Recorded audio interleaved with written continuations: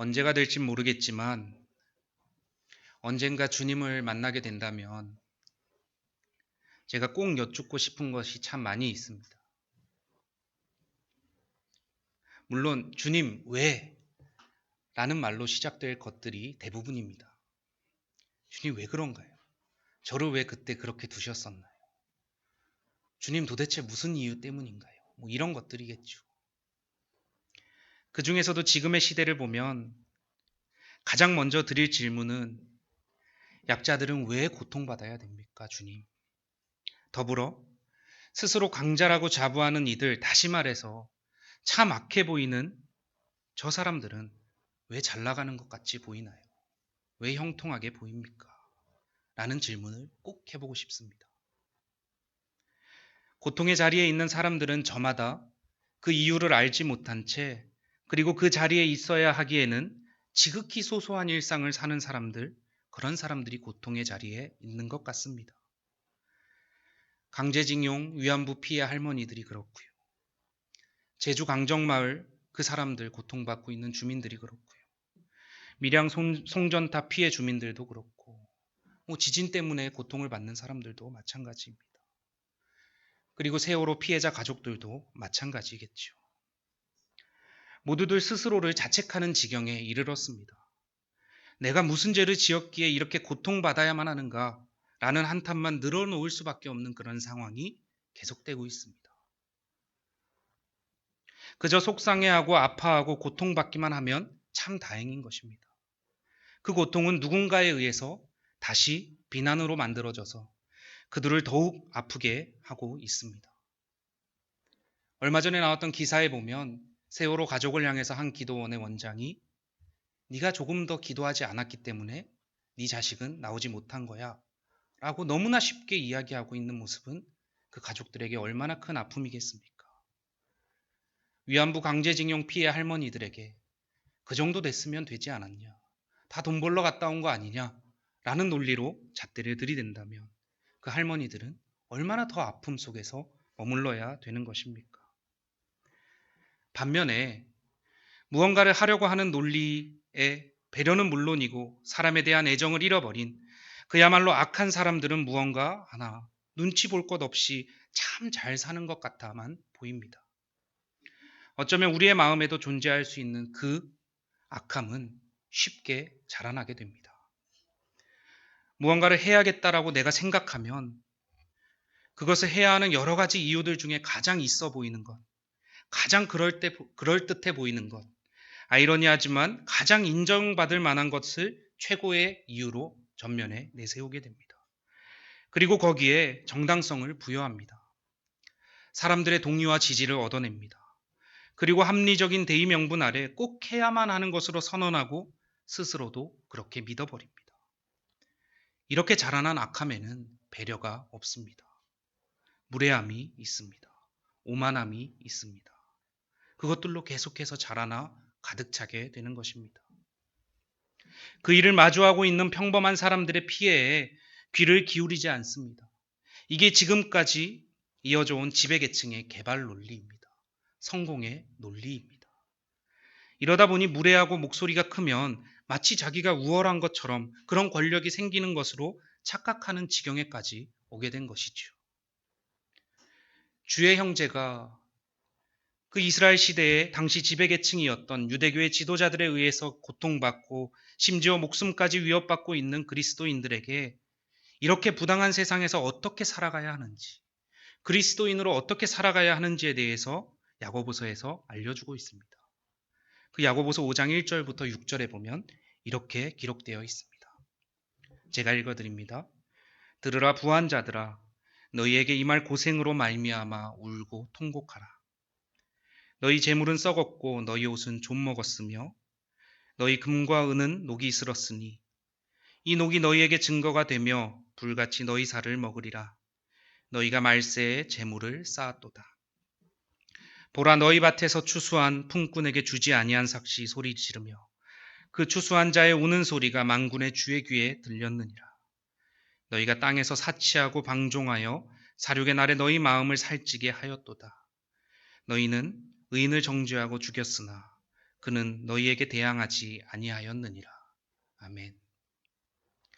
1절과 2절에서 말하고 있는 들으라 부한 자들아로 시작하는 그 부유한 자들은 결국 3절에서 그 답을 주고 있습니다. 바로 재물을 쌓아놓는 사람들이죠. 쌓아놓기에 급급한 사람들은 흘려보낼 줄을 모르기 때문에 그랬습니다. 다시 말하면 흘려보내지 않는 사람들, 모두가 로마의 압제로 인해 과도한 세금을 내고 있을 것입니다. 아파하고 있고 고통받고 있던 그 상황에 그 고통이 더욱 크게 미치는 사람들은 그야말로 세금을 내고 있고 아파하고 있고 고통받고 있던 그 상황에 더 아팠던 그 사람들은 누구일까요? 그야말로 세금을 내다가 집도 팔아야 되고 땅도 팔아야 되고 모든 재산을 팔아야만 됐던 그런 사람들이겠죠. 결국에는 세금을 내다 주머니에 아무것도 없게 되었고 로마의 지배지에 대한 세금 정책에 어떠한 배려가 있었겠습니까? 계속해서 강요했겠죠. 같은 이스라엘 민족이면서 그나마 오래전부터 땅과 재산, 그래서 권력이 조금이라도 있었던 사람들은 아마 살려고 노력했을 것입니다. 위로는 뇌물을 주었겠죠. 그래서 권력에 아첨했겠죠. 물론 살려고 했을 것입니다. 아래로는 집과 땅을 잃은 사람들에게 적은 임금을 주고도 일을 시켰을 것입니다. 일할 자리가 있는 것만으로 만족해라 라고 말하기 쉬웠겠죠. 4절에 보면 그 구체적인 예가 나오고 있습니다.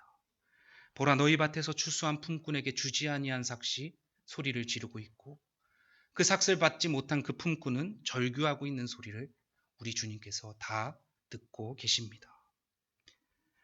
결국 그 당시 이스라엘의 지배계층을 옹호하고 지지하면서 아래로는 고통받는 자들을 영원히 고통받을 수밖에 없도록, 그리고 그 모든 일이 이게 다 우리나라가 잘 되는 일이야, 적어도 이렇게라도 버텨야 되지 않겠어 라고 이야기하면서 스스로 정당하게 생각했던 사람들에 대한 경고라는 것입니다. 여러분, 우리는 어떻습니까? 우리는 약자에 대한 배려, 아니 약자까지 가지 않더라도 사람에 대한 애정만이라도 여전히 우리 마음속에 남아 있습니까? 혹은 어떠한 일을 진행할 때 그 일이 먼저 보입니까? 아니면 같이 하는 사람들이 우리 눈에 보입니까? 나의 막막함을 지우려 누군가의 고통을 당연하게 생각하고 있지는 않습니까? 이건 제 스스로에게 제가 쉴 새 없이 질문하고 있는 바로 그런 질문입니다. 주님도 이러한 상황에서 아버지께 기도하셨습니다. 잡히시기 바로 전에 세상을 너무나도 안타까워하시면서 이같이 거스를 수 없는 그 세상을 향해서 애통해 하시면서 긍휼히 여기시면서 이렇게 기도하십니다. 요한복음 17장 14절과 15절에 이렇게 기도하십니다.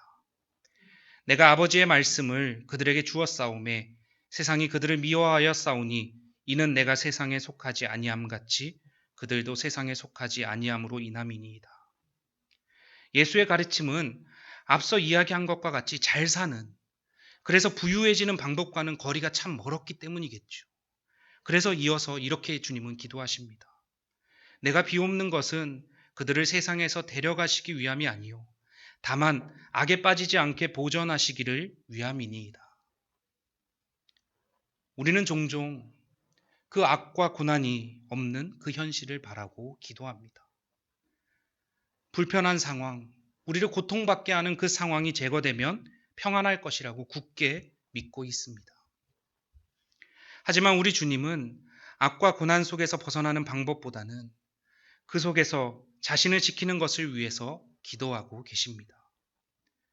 사람이 다가오는 고난을 피할 수 없다면, 다가오는 부당함을 피할 수 없다면 그 속에서 어떻게 살 것인가, 이것을 묻는 것은 바로 바른 태도다라고 몸소 보여주고 계신 것입니다. 어쩌면 고난이란 인간이 살아가는 한, 그래서 바울이 고백하는 것처럼 오호라 나는 참 공고한 사람입니다. 하고 싶지만 잘 되지 않는, 그래서 나는 참 비참함 속에 있습니다. 라고 고백할 수밖에 없는 그런 자리에 서서 아버지께 묻지 않을 수 없는 것입니다.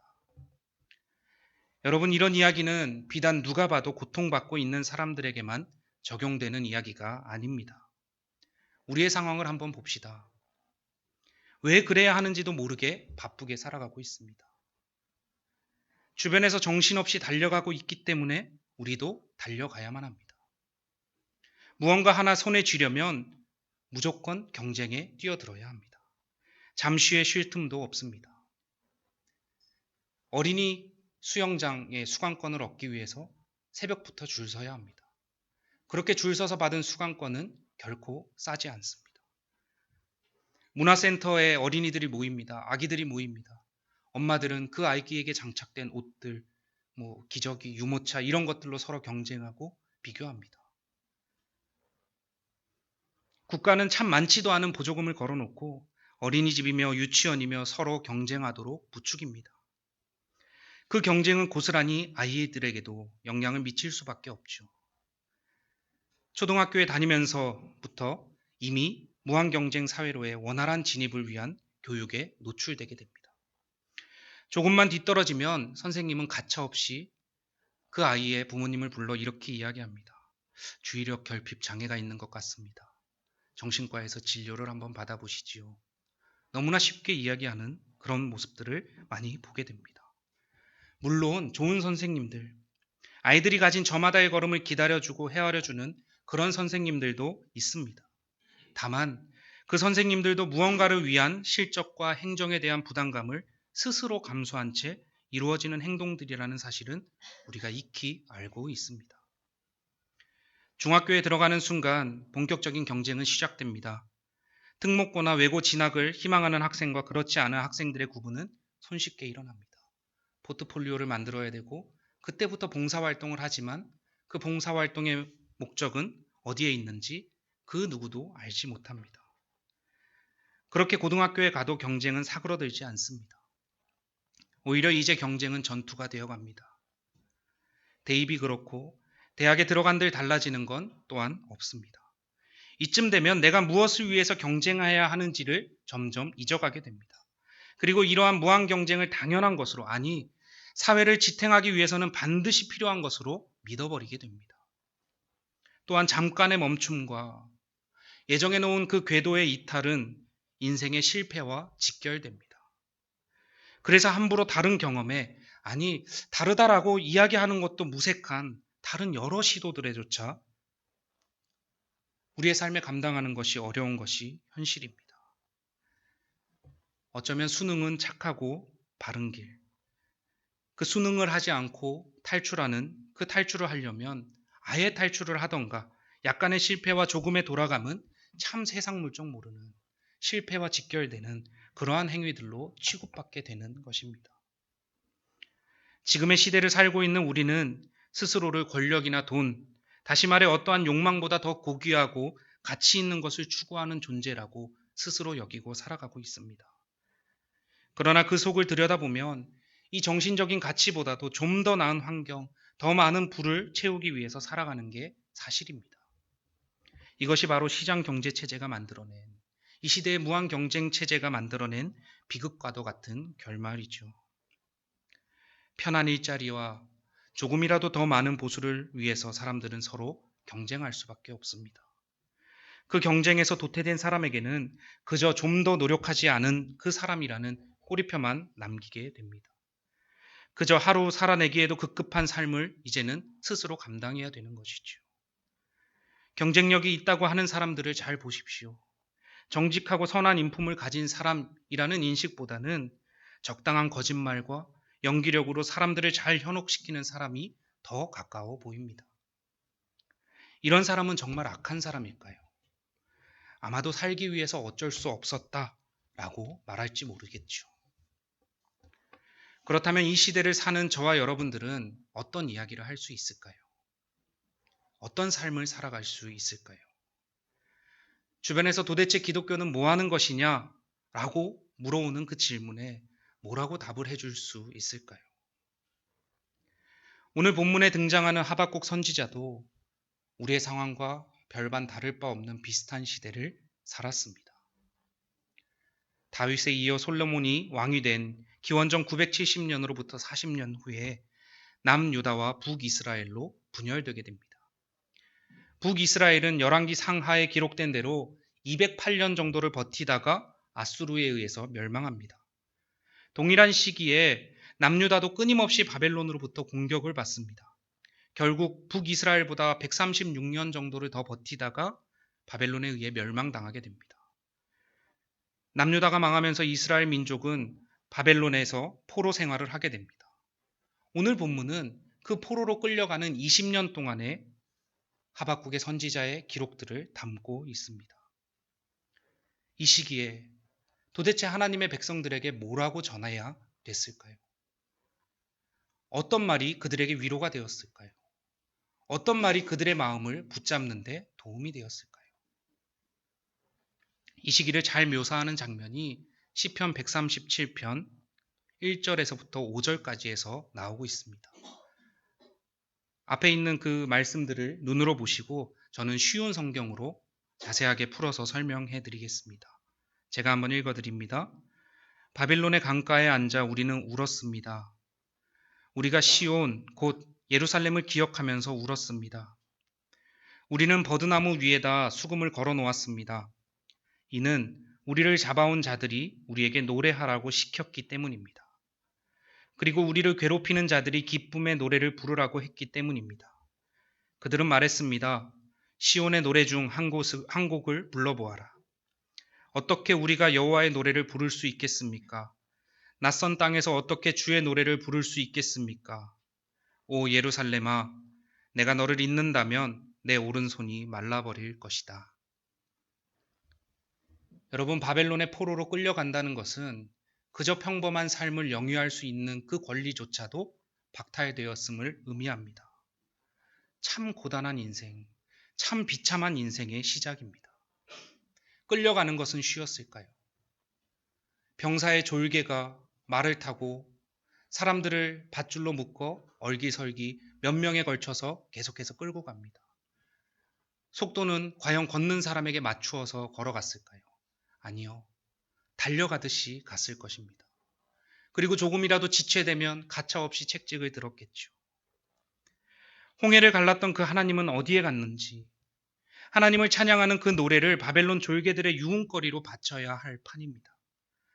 이스라엘 민족이 굳게 믿고 있었던 하나님은 우리를 통해서 구원을 이루실 거야 라고 하는 그 오랜 가르침은 이제 참 믿을 수 없는, 그래서 지금의 나를 더욱 비참하게 만드는 그런 소리로만 들리게 됩니다.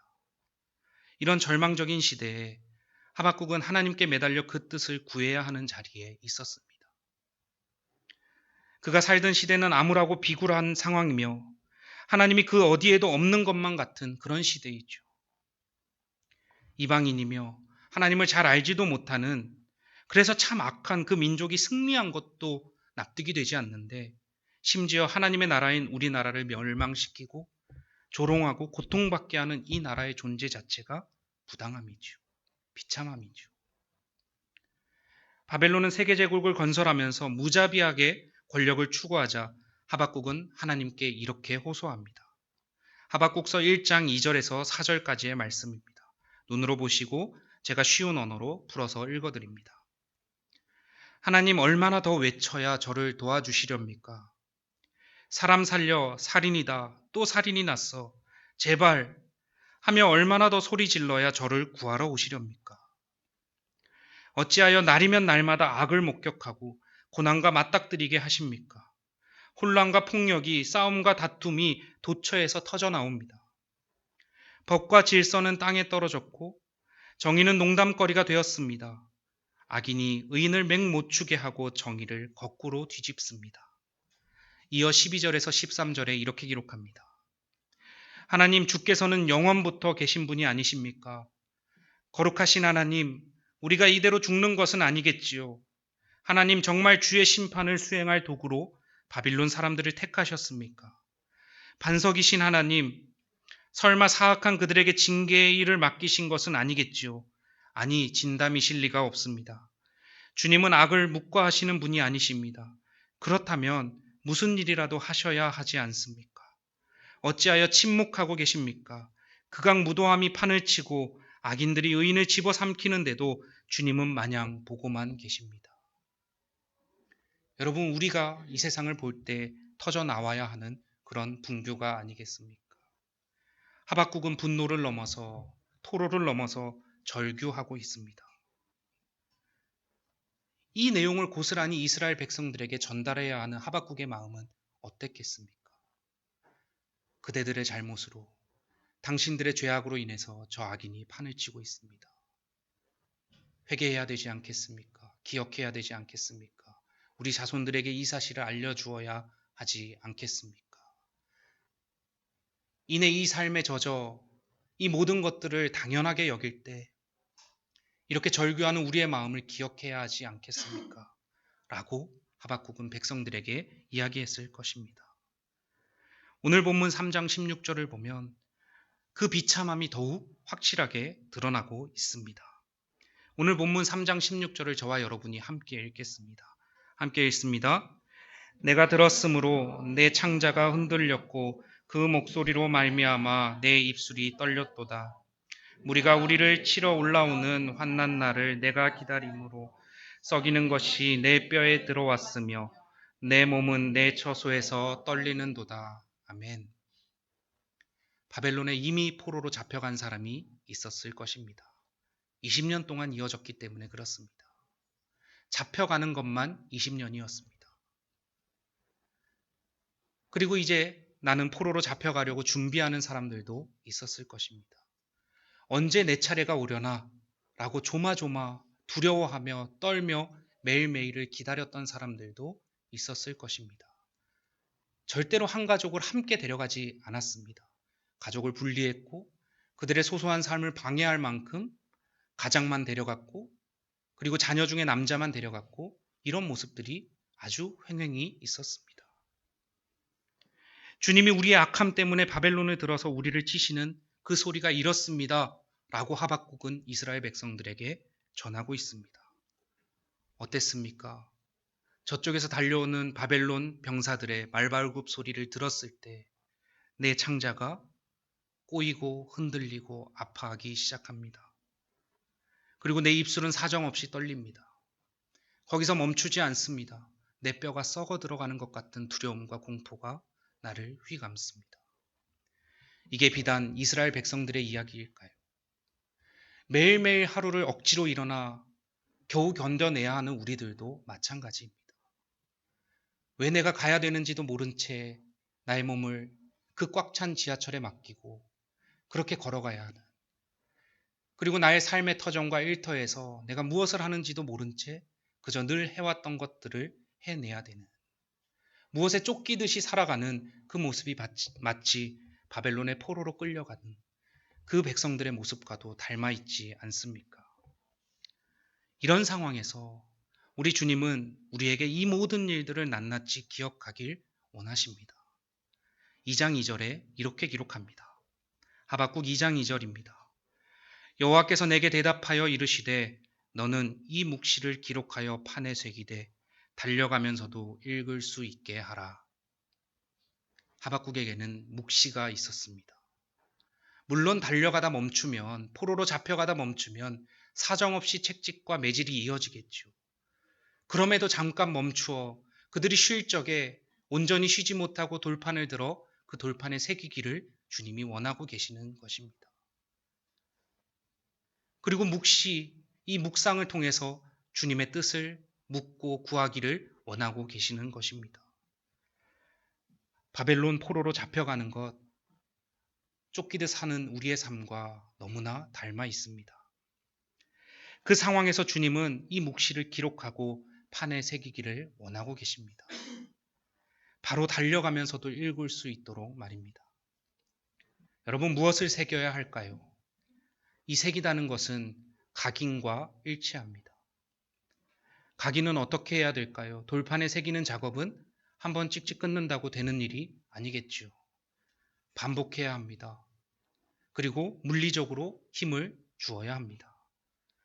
어쩌면 종이에도 쓸 수 있는 그 모든 작업들, 편하게 스마트폰에 저장할 수 있는 이런 작업들이 있지만 어쩌면 돌판에 새기는 작업은 가장 불편한 작업이 아닐까요?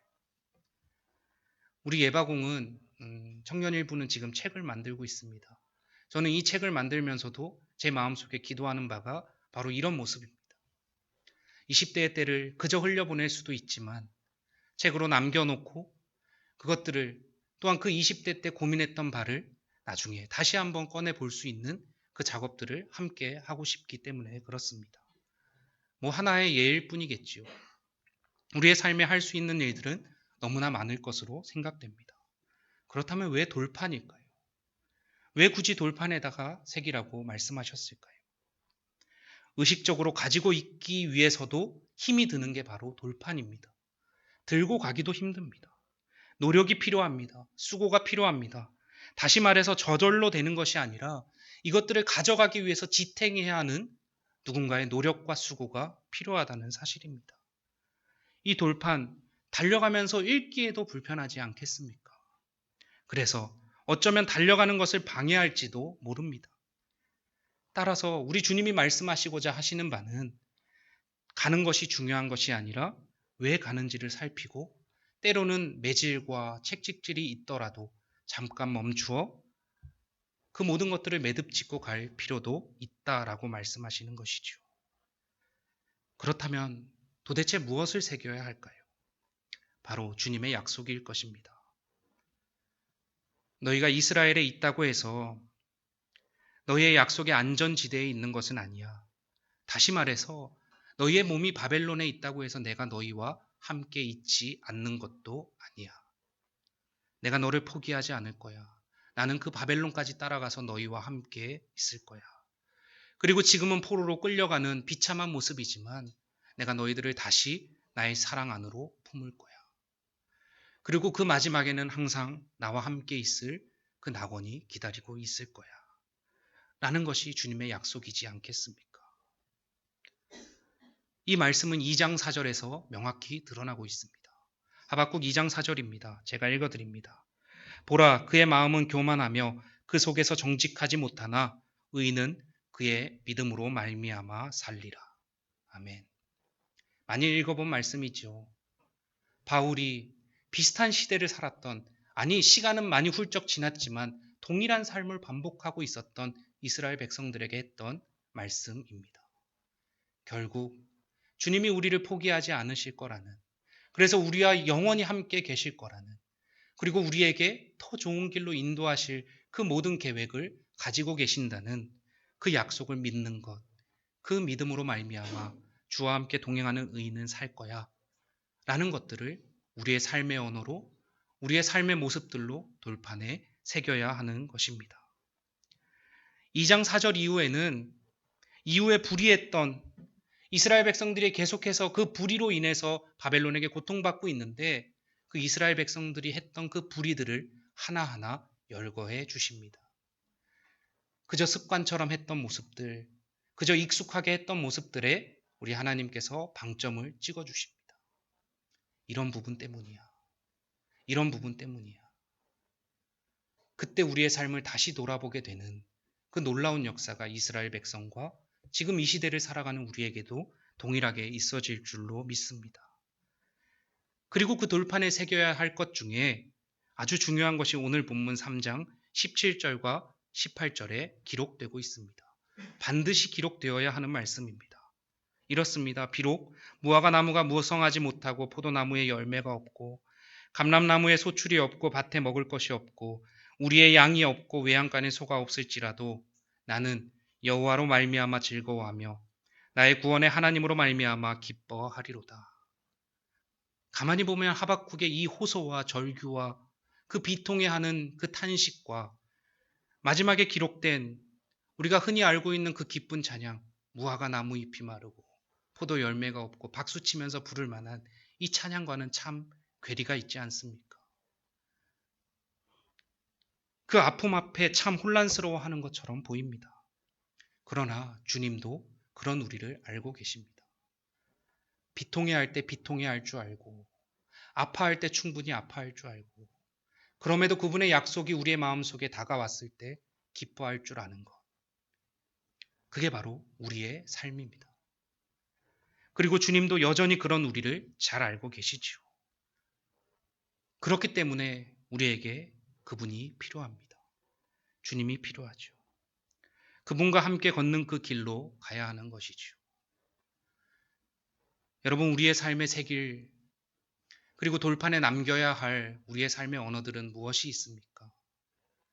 어떤 모습들이 우리 하나님과 나와의 그 관계 속에서 이루어지는 그 약속의 말씀들입니까?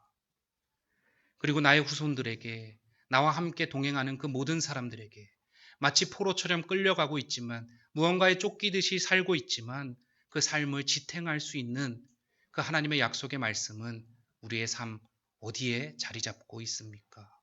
어디에 새기고 있습니까? 우리 이 시간 함께 기도하기를 원합니다. 우리의 마음과 그리고 실제 하는 곳에 새겨져야 하는 그분의 말씀을 함께 기억하길 원합니다. 그리고 반복해서 수고가 들더라도, 조금 도태되는 것 같더라도, 어쩌면 책찍질과 그 매질 때문에 내가 조금은 고통스러울지라도 반복해서 기록하고 읽어야 하는 그분의 뜻을 우리 이 시간 잠잠히 구하기를 원합니다. 기도합니다.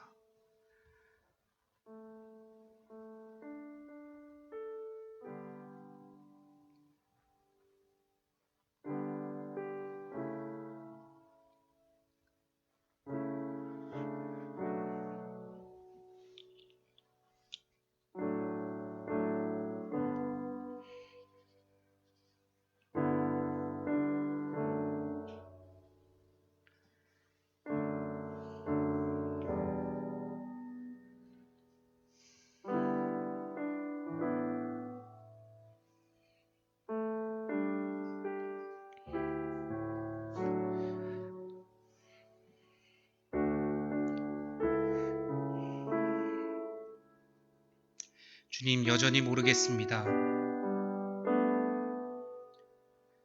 아파하는 이의 아픔들을 보면, 그리고 내 삶에 다가오는 하나님의 고통들을 보면, 이 답답함을 보면 도대체 주님의 생각이 무엇인지 따져 묻고 싶을 만큼 하나님, 답답한 우리의 삶입니다. 그럼에도 하박국이 고백했던 것처럼 하나님, 우리가 의지를 들어 하나님 그렇게 고백하고 싶습니다. 내가 여호와로 말미암아 즐거워하겠습니다. 나를 구원하시는 그 구원의 하나님으로 말미암아 내가 기뻐하겠습니다. 상황이 주는 기쁨이 아닌, 쫓기듯 살면서도 주와 함께 동행한다는 그 사실만으로도 내가 기뻐하겠습니다. 그리고 이 모든 것들을 돌판에 새겨 내가 영원히 기억하겠습니다. 나와 함께하는 모든 사람들과 나누겠습니다. 주님, 우리의 연약함을 돌보시고 위로하여 주시옵소서. 감사하며 예수님 이름으로 기도합니다.